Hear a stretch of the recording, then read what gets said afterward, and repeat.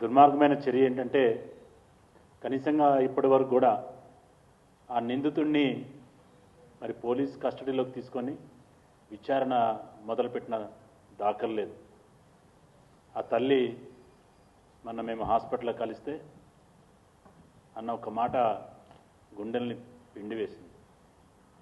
వాడేమో జైల్లో మంచిగా బిర్యానీ పెట్టి వాడిని పండబెట్టారు, నా బిడ్డ ఇక్కడ శవంలా మేమంతా శవాల్లో ఇక్కడ ఉన్నామని చెప్పి తల్లి అన్న మాట నిజంగా ఏ మనిషి నుంచి గుండెలు పిండేసే పరిస్థితి అట్లా ఉంది. ఏడుస్తున్న చిన్న పిల్ల తల్లి ఏడుస్తుంది. ఈరోజు వరకు కూడా మరి విచారణ మొదలు పెట్టకపోవటం, సీన్ రీకన్స్ట్రక్షన్ చేయించుకోకపోవటం, దాని మీద ఈ యొక్క అధికారంలో ఉన్న ప్రభుత్వం యొక్క పెద్దల హస్తం ఉందని చెప్పి భారతీయ జనతా పార్టీ అనుమానాలను వ్యక్తం చేస్తుంది.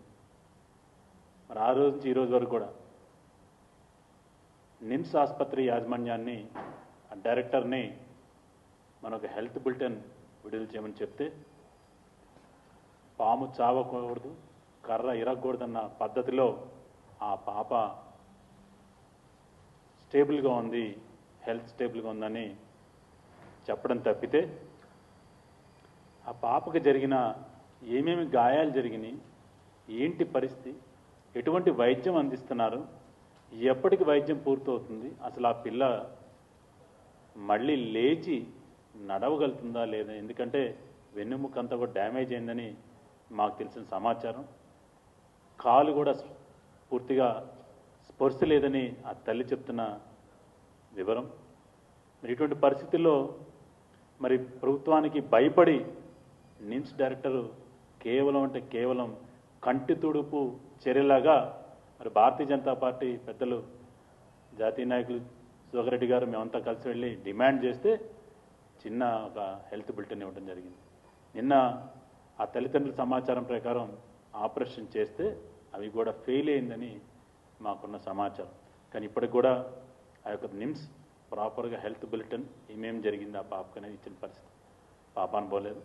కాబట్టి వెంటనే దీని మీద హోంమంత్రిగా ఉన్న రేవంత్ రెడ్డి గారు స్పందించాలని చెప్పి, ప్రతి చిన్నదానికి మరి స్పందించే రేవంత్ రెడ్డి గారు ఎక్కడ ఏ అన్యాయం జరిగినా నేను స్పందిస్తా అని చెప్పే రేవంత్ రెడ్డి గారు ఇంత పెద్ద అవమానీయమైన అంటే అన్హ్యూమన్ సంఘటన జరిగితే వారి నోట్లోంచి ఒక మాట అన్న పాప అనుకోలేదు. మరి ప్రతిరోజు కూడా ఆయన సెక్రటేరియట్ రావాలన్నా, ఎక్కడికి వెళ్ళాలన్నా నిమ్స్ మీద నుంచే ఆయన ఇంటి నుంచి బయలుదేరితే నిమ్స్ దాటుకుంటూనే వెళ్ళాలి. కానీ ఒక్క క్షణం కూడా ఆయన ఉండే కమాండ్ కంట్రోల్ దగ్గరికి కూడా ఇది దాదాపు 2-3 నిమిషాలు లేదా 5 నిమిషాలు వాళ్ళకు. అలాగే మరి రాహుల్ గాంధీ కూడా ప్రతి దాని మీద మాట్లాడుతున్నప్పుడు ఒక 12 ఏళ్ల పసి పాప మీద జరిగిన ఈ క్రూరమైన చర్యల్ని ఖండించే పరిస్థితి ఈ యొక్క రాష్ట్ర ప్రభుత్వానికి లేదు. ఇక ఇంతకంటే మించి మరి కమ్యూనిస్టులు అయితే మరి ఎక్కడ పోయారో అర్థం కావట్లేదు.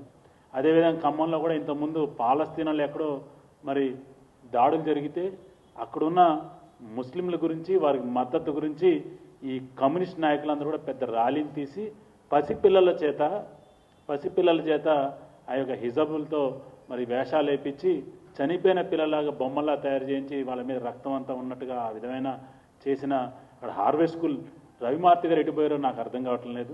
అదేనే అక్కడ ఉన్న స్కూల్స్ యాజమాన్యాలు ఏం చేస్తున్నారో అర్థం కావట్లేదు. కనీసం ఒక బయటకు వచ్చి గొంతెత్తి ఆ పాపకి ధైర్యంగా, ఆ తల్లిదండ్రులు ధైర్యంగా మళ్ళీ ఇంకొకరు ఇటువంటి